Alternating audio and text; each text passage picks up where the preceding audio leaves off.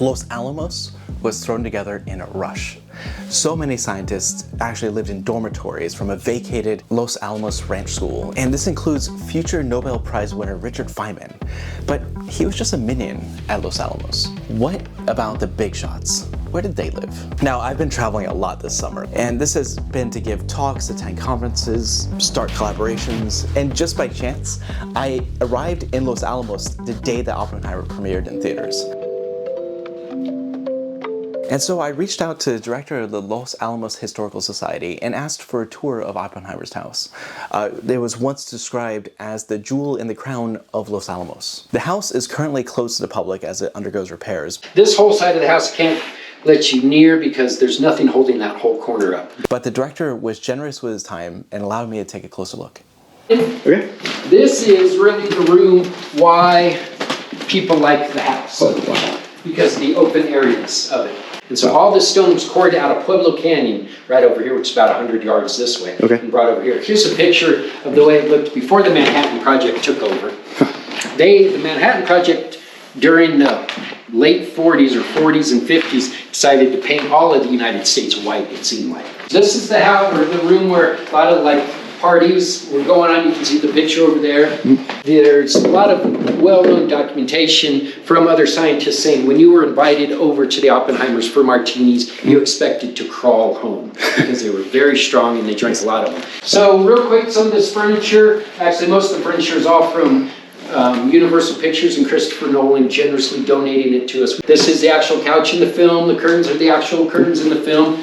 The bar piece is what's in the film. A lot of what they shot here too ended up on the cutting room floor. So they left the Van Gogh prints.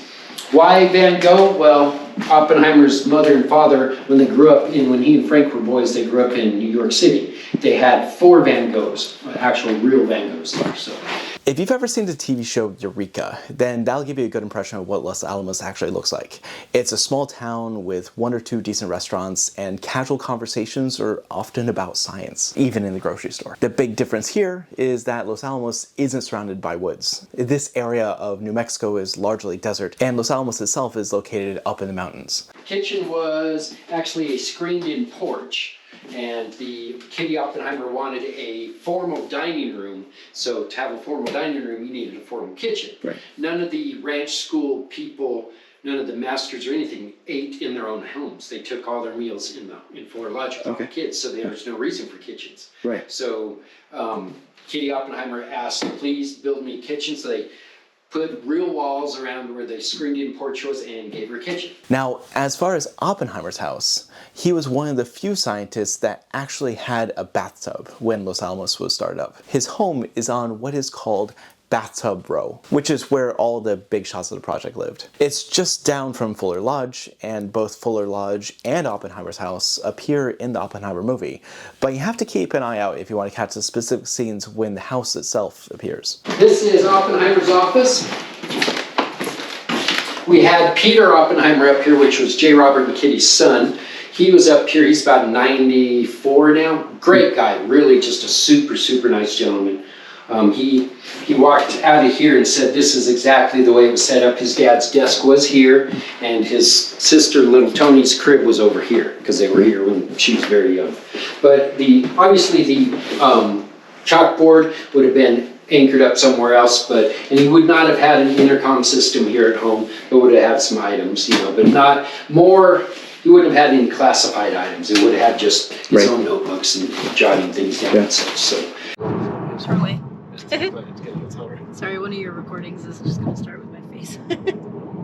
If you're ever visiting Los Alamos, it's a great little town to visit. Now, the area where the actual project happened, the Manhattan Project, that is actually now sort of the downtown area of Los Alamos, and the National Lab is further out. Now, I can't take videos of anything over at the National Lab, but the town is open to the public if you want to check it out. And the Historical Society runs a little gift shop in an area that will tell you all about the history before and after the Manhattan Project. And that's actually where I picked up this book, which is actually what the movie was based on. This is the American Prometheus, and it is written by Kai Bird and Martin Sherwin. And so I encourage you to stop by there and pick up this book yourself if you're visiting. But if you don't have time to visit, I have a link to this book in the description. So that was the dining room, and This is where the restroom was initially. Now it's just a closet. You can see where in 1964, after the AEC left Los Alamos, some people, the Jetties, were able to purchase the house because you were not able to purchase any property or anything for yourself until 1964. So you can tell where the original floor was changed, and they added on this bathroom, which still looks like the 60s bathroom. Actually, it is. It's the old original 60s linoleum, all of that. Oppenheimer and his wife only lived in this house for 2 years, from 1943 to 1945. Afterwards, it fell into the hands of Eric and Eleanor Jett, and then later in 1956 to Helene and Jerry Soydam. Now, if you want to learn more about that, I have a link in the description. This whole side of the house can't let you near because there's nothing holding that whole corner up. Okay. So we need some money for that too. Sure. We need money for the cracks in the walls, a lot of cracks around. So you can see one of the biggest cracks right up that wall. And all getting through. It's just, these are all post and beam homes, which means the main joists of the home are sitting on two little rocks about this much. And after 94 years, those rocks have crushed and the joists are sitting on the ground and being eaten up being rotted away by moisture, termites, whatever else, which makes then your walls crack. So we need a lot of help with that to keep this jewel going. I want to thank Todd for taking the time to walk me through the Oppenheimer house, and if you can, I encourage you to support the Los Alamos Historical Society. You can find links to them in the description. And so you mentioned you need money to help fix a house, things like that. Well, where can people go to? www.losalamoshistory.org. That's it. Thanks for putting it out there on YouTube. Yeah, sure. If you wouldn't mind, I'm just going to go around and get it. Please do, yeah, walk around. Thank you so much for watching, and I hope you have a great day.